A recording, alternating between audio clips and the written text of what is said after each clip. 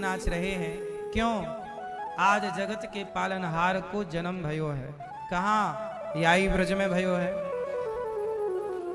हमारो ठाकुर हमारो कन्हैया कोई सामान्य नाय, जगत के परमात्मा, जगत के पालनहार प्रकट है गए वृंदावन की लीला करवे की ताई ब्रजमंडल में, मथुरा में प्रकट भये और गोकुल पहुंच गए। जब गोकुल पहुंचे तो नंद बाबा ने खूब लुटाया, गाय दान की, भूमि दान की, स्वर्ण दान किया, अनाज दान किया, वस्त्र दान किया, खूब लुटाया। इतना लुटाया जितना वो देते जाएं उतना उनका बढ़ता जाए। क्यों? क्योंकि जगत के पालनहार आए हैं। इसलिए कहता हूं भगवान की पूजा राजा रजवाड़ों की तरह ठाट वाट से होनी चाहिए। भगवान की पूजा कैसी हो? बोलो मेरी माँ, बढ़िया हो। इसलिए आपने देखा ऊपर हमारे भगवान का दरबार बड़ा सुंदर बनाया गया है। भगवान है वो, उनका बड़ा सुंदर होना चाहिए सब चीज। भगवान का सब कुछ, भगवान को भोग भी अच्छे से अच्छे बर्तनों में लगाओ, बड़े बड़े पात्रों में लगाओ। भगवान की अच्छी से अच्छी व्यवस्था हो। भगवान है वो।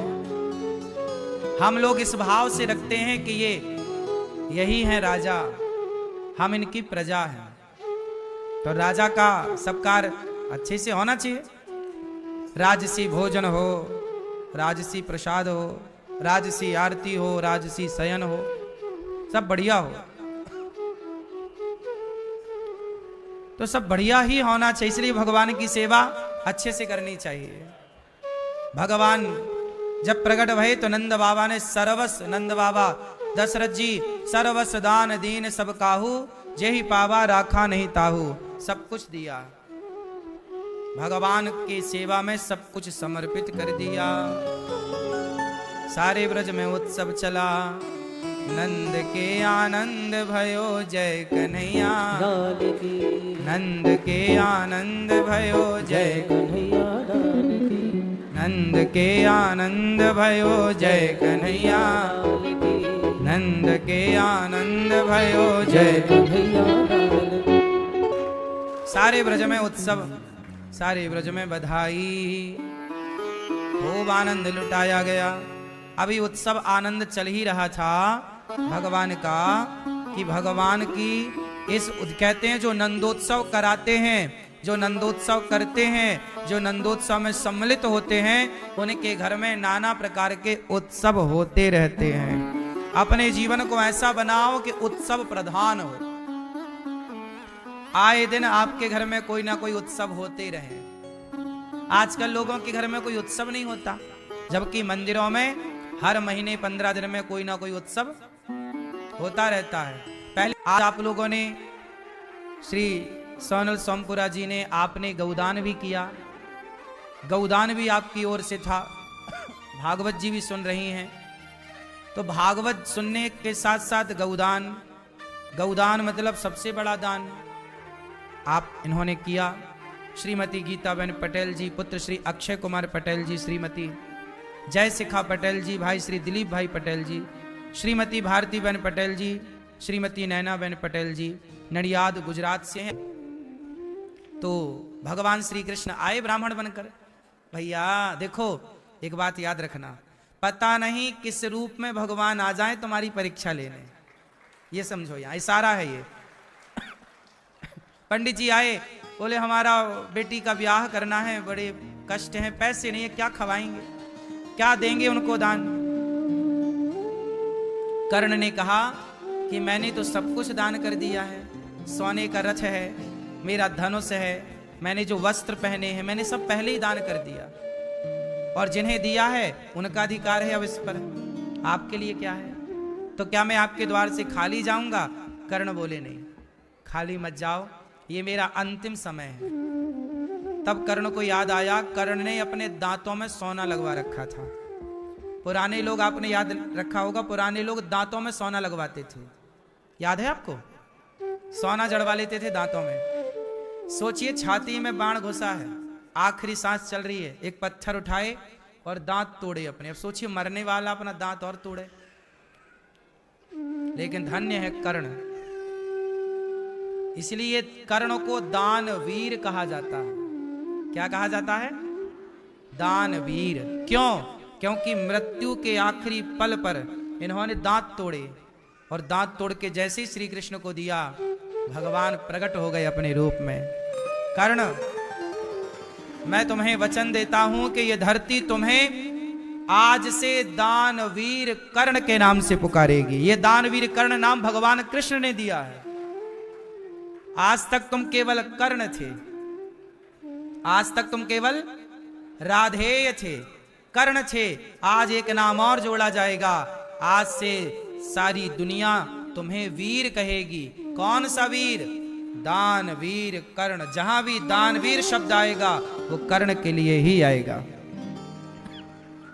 भगवान ने कहा, कर्ण कुछ मांग लो, तुमने दान किया है, हम ऋणी हैं। देखो, आप दान करते हैं ना, तो आप दान करके भूल जाते हैं, पर आपके दान करने से भगवान ऋणी हो जाते हैं, क्योंकि तुमने किसी को दिया है ना।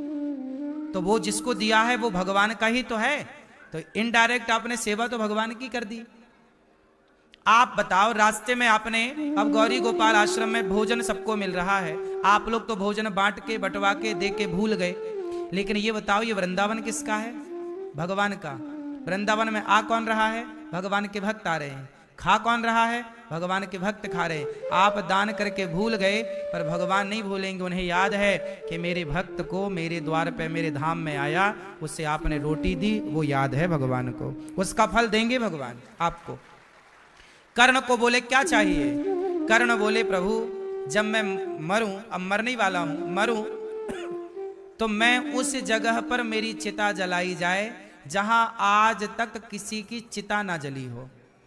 कर्ण ने कहा कि मेरी चिता उस जगह जले जहां आज तक किसी की चिता ना जली हो। अब इस धरती, उस जगह मेरी चिता जले जहां आज तक कोई मरा ना हो, मतलब जिस जगह पे कोई की मृत्यु ना हुई हो, वहां पे मेरी अंतिम क्रिया हो।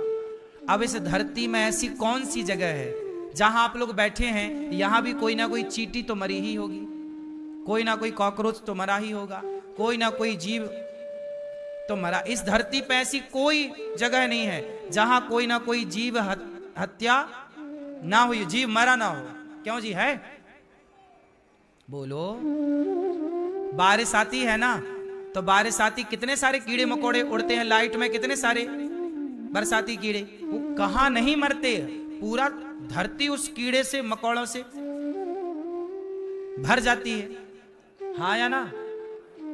अब कहां? तब भगवान श्री कृष्ण ने कहा कि आज तक मेरे इन हाथों में, इस हथेली पे किसी की मृत्यु नहीं हुई। तब कर्ण का अंतिम संस्कार भगवान नारायण ने अपनी हथेली में, भगवान श्री कृष्ण ने अपनी हथेली में। देखो, दान करने वाले भक्त को भगवान अपने हाथों में रखते हैं।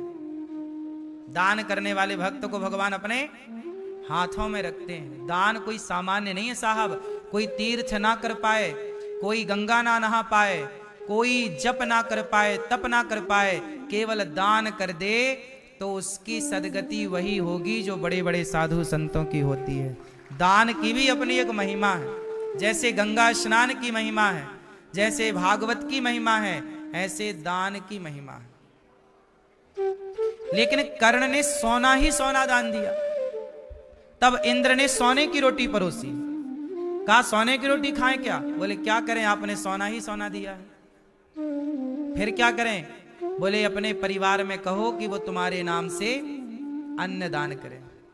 तब कर्ण ने स्वप्न में अपने बच्चों को कहा कि हमारे नाम से समाज में लंगर बांटो, भंडारा करो। इसलिए जब आदमी मर जाता है